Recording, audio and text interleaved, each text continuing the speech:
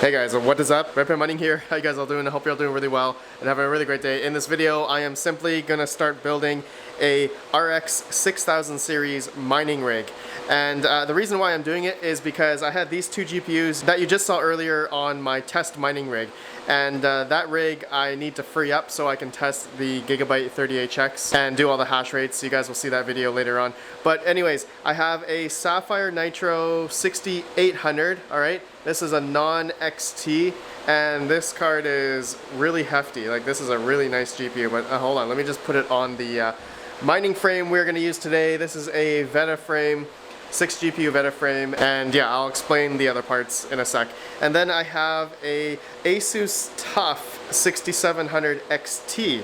Okay, this is also a really another hefty GPU compared to other GPUs out there. But look at this. This is a really nice GPU. It has two 8-pins, and the Sapphire Nitro also has two 8-pins for power as well. But yeah, I just want to start building a mining rig for this, as I don't have a dedicated 6000 series mining rig. So this is something that I'll probably hopefully get more cards in the future. I am not actively trying to find 6000 series cards for mining because as you guys know and probably seen the hash rate videos for these, that these are not as great or not as efficient as, like, let's say a 3060 Ti, like the Nvidia cards, right? These are just way better for mining and as well as other algorithms. And yeah, you guys are seeing these 3060 Ti's. I have not started this video how to build a 3060 Ti mining rig because I've just been hard pressed to make this video due to the GPU shortage, silicon shortage, whatever. Everyone's complaining right now that nobody can get GPUs. And you know, I don't make these videos to like flex or anything. I make these videos because I literally want to teach people on how to build a mining rig. It really sucks to make these kind of videos during a bull run and, you know, GPU shortage. And then during the bear market, I get people saying, why are you building mining rigs? It's not even profitable. So it's like, man, I get it from both sides and I just find it really exhausting.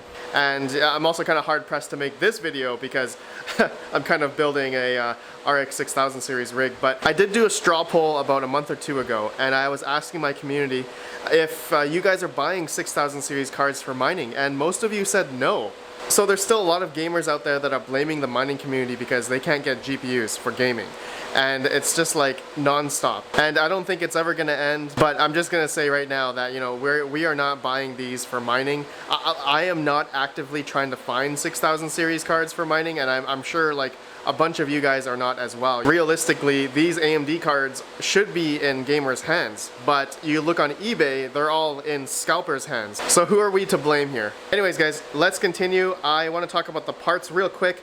I am gonna use this 1200 watt. This is a Co-Link Continuum power supply. This is platinum rated, and I believe this has 6 strands. You know what, let me open it up.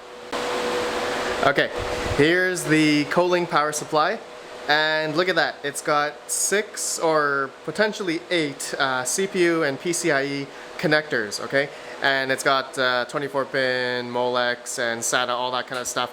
And you guys can see here, it does come with 6 PCIe cables, okay?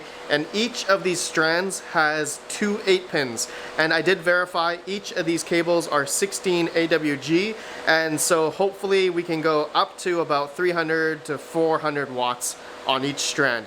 But obviously this 1200 watt power supply cannot do, you know, 400 watts on each strand. So my thought process is, for this build, if I am able to get more, I do want to get a 6900 XT and a 6800 XT so that I have all 4 different models. But anyways, each of these cards, when I tested them, you know, some of the algorithms we were able to get about, lowest was like, you know, mining Ethereum like 110 watts, or, you know, mining Cortex or Octopus was more so like 150, 140 watts. So yeah, I mean, generally 1 strand per GPU should be fine if you are comfortable doing that. Okay, so in my case, I am going to be using HiveOS in this build because they do have a beta image that they are now able to work with 6000 series GPUs. Okay, the beta image. So yeah, you guys can see here, here's a example strand. This goes into the power supply, and these two are the 8 pins, okay? So yeah, that's cool. That's the power supply. I have some red USB cabling that I'll be using for the GPUrisers.com risers, okay? So normally they come with either black or blue that you guys can see in here, but I'm just going to be using the riser and the PCIe 1 adapter that goes into the motherboard. And now let's talk about the motherboard. We are going to be using a Gigabyte Z270P-D3. This is an older motherboard that I've had for like 3 years now, and I think it has a G4400 or a G3930, and I got 4 gigs of RAM. And yeah, that's all I need for HiveOS. And I got a 120 gig SSD. So there you go. That's it, guys. Really simple build here. The main thing in this video for me is to try to hopefully, you know, undervolt these cards in a HiveOS. Potentially, I have to do the red BIOS editor to unlock the voltage so that we can go lower and hopefully save on more power. So I'm not going to be doing like a time lapse or anything. I'm just going to put this together. It's pretty simple. If you guys want to learn how to build a mining rig, I do have another video. I'll have it linked down below on how to build a mining rig with RTX 3070s. And stay tuned for this one. Let me know your guys' thoughts about my 3060 Ti build. Just a quick thing, you guys voted for the 1200 watt EVGA P2, which I'll be using. And I think we'll be doing this in either HiveOS or Windows. You guys voted for HiveOS, but we already did that in that other how to build a mining rig video. So maybe I will do Windows on this. So you guys can let me know. All right, you guys will see this rig built in 3, 2, 1. And there it is. I decided to move the GPUs on this side. When I need to add more 6000 series cards, I can just, you know, plop them in and also put in the risers. So I have 4 more spots here for 4 more cards if I wanted to. Okay guys, so yeah, it's all built, and let me just explain. I want to explain the power supply situation a little bit more, just in case some people say in the comments like, Red Panda, you know, the TDP on these cards are close to 300 watts each according to, you know, the specifications of a 6800, right? And so when you're building a mining rig, you want to be mindful of the capacity. So this is more so for new miners coming into the space, and just to protect them from, in case their overclocks and undervolts that they do in, let's say, like MSI Afterburner or in whatever, any mining operating system, there can be cases where the undervolts and overclocks could go back to stock. Then you are mining at full bore, like full 300 or whatever the TDP is on your GPUs. And so if you don't have the proper wiring, or if you don't have even the proper capacity on the power supply, depending on how many GPUs you have, you will then overload the power supply and burn something, potentially, okay? But in my case, I've been doing this now, mining just for a couple years, and I trust HiveOS to keep the undervolts for me in the software, okay? So that is why I'm using this 1200 watt power supply. If you are not comfortable with that, do not do what I do and always use a higher capacity power supply. So for example, if you are gonna build a 6x, 6800 mining rig, then I would advise getting like, I don't know, a 1600 watt power supply, or maybe 2 1000 watt power supplies.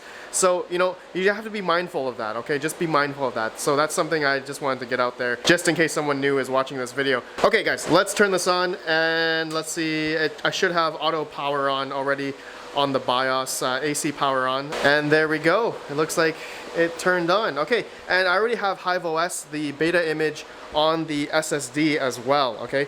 You guys can see here, have it here, and here's my cabling. I did a little bit of cable management on this rig. It's just gonna be a really simple rig. Look at that Sapphire Nitro. That is really nice. And yeah, this is the 6800 and this is the 6700 XT. Okay, so we'll be getting less mega hash on this one, which hopefully we'll see in HiveOS here in a second.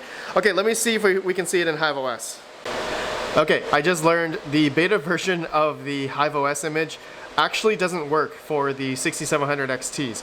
And I just read recently, I don't know why I didn't see this before, but the stable image of HiveOS is supposed to work with the 6700 XT. So I am going to reformat the hard drive here, okay, with the stable image of HiveOS, and we'll see if it shows up, okay? So give me a sec. All right, it works now. Stable version of HiveOS. I don't know why I looked in their change log, all right, for their GPU, their stable image, and it didn't say anything about the 6700 XT, but I was looking at their beta image thing here, and it says it supports the AMD 6000 series, but you guys just saw earlier it did not work, okay? So it works now on their stable image, so I'm happy about that. Okay guys, so now basically what I need to do is apply overclocking and a flight sheet, okay? So let me play around with the overclocking. This is gonna be something I need to play around. I don't quite remember what to use, so I'll be right back. Okay, I think I fine-tuned the overclocks and undervolts the best I can, anyway, in Hive OS. And you guys can see, we're getting about 61.72 mega hash on the Sapphire 6800, and then we are getting 45.72 on the Asus TUF 6700 XT. Okay, and you guys can see the numbers here, okay, as well. The power consumptions, I mean, I think we can get much lower on the 6800 if I did the Red BIOS editor. I'm kind of hard pressed in doing that. I don't want to touch the BIOS on these cards. I just want to leave them the way they are. I think it's good enough. I mean, I know that we can get better efficiency if we mod the BIOS and unlock the voltage. But for now, I'm okay with this. These are the settings that I'm using for the 1350 core, 925 MV, and 1075 on the memory. And then the 6700, I have 1117 on the core, 800 MV, 1075 on the mem, and that one's able to get a decent power consumption there. But at the wall, you guys are probably curious to know what the power consumption is. Alright, so let's go over here, and I have it plugged into SpaceGoat's power meter, and this is just a 120 volt power meter. You guys can see we're getting about 314, 318, around 316 watts at the wall for the whole mining rig. Okay, so I would say 50 watts is going to be for the motherboard, just everything else, and some of the inefficiency from the power supply, SSD processor, and yeah, I would say each of the GPUs, we can do some math, yeah, is around maybe 125, 130, 140 watts or so. I bet maybe the 6800 is taking a bit more wattage than the 6700 XT. But yeah, this rig looks good. I wish I could fill it up, but I'm not really looking for 6000 series cards. All right, there you guys go. I think I'm happy with that. And yeah, this rig, yeah, we're getting total about 107 mega hash right now. Okay, so anyways, guys, I think that's it for this video. Let me know your thoughts regarding my just starting out this 6000 series mining rig. And yeah, it looks pretty good.